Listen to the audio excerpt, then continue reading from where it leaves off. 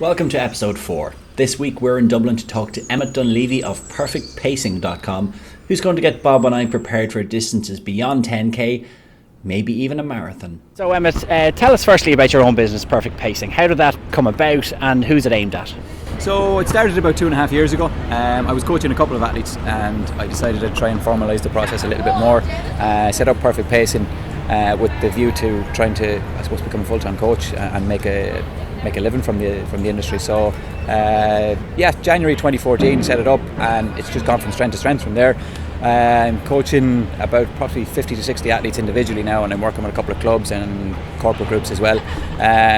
Who am I coaching? I suppose there's a wide range from people who are trying to complete their first marathon, who are people who are doing 5Ks and 10Ks. Typically will be club athletes, and then I've got a couple of athletes that are sort of at the sharper end of things, guys who are competitive at national and sort of borderline international level then as well.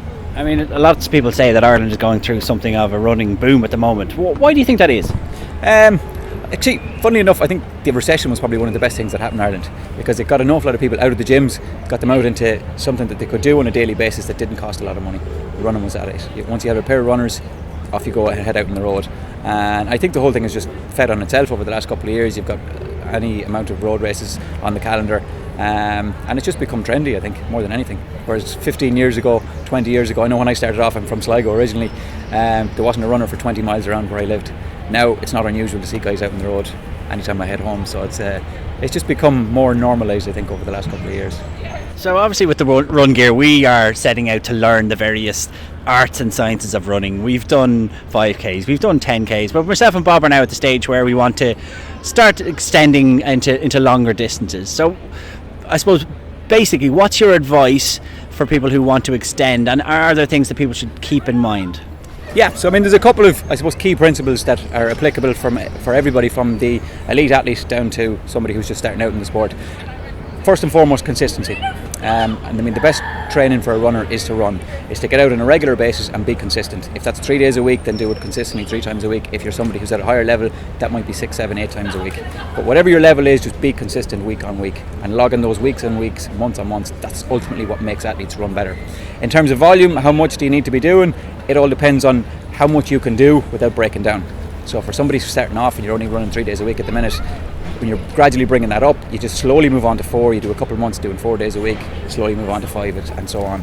But building volume has got to be done in a very gradual manner. Otherwise, it's one of the biggest triggers for injury.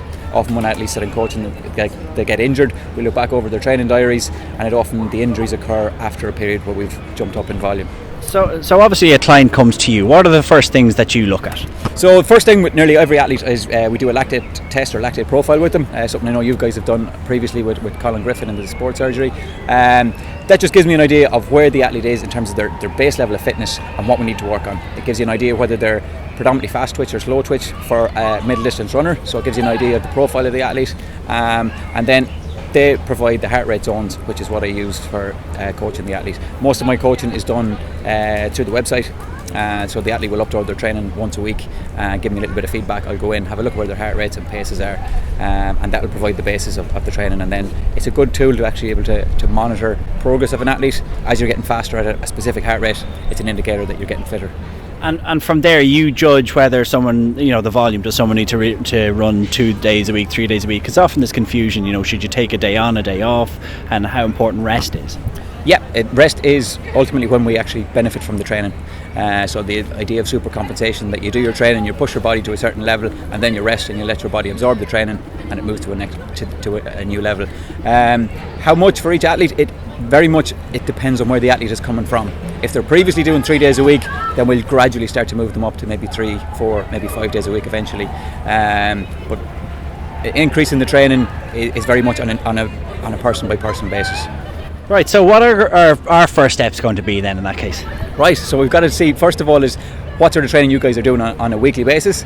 We'll have a look at that, and we'll use the data from your lactate test to provide heart rate training zones. That will provide zones for your easy days, so just recovery days. And then when we try and get a little bit more specific with the long runs and stuff like tempo runs and threshold runs, we'll be working in specific heart rate zones based on that test data. And in terms of, say, for the next few weeks, months, if we are looking at, and certainly in my case, looking at the Dublin Marathon later in the year, at this stage of the year now in May, what sort of level of running or volume would be there? Again, it depends on where you're coming from, but you would want to be, I would say, if you're looking at Dublin Marathon later on in the year, you would want to be consistently running 3 to 4 times per week at this stage of the year.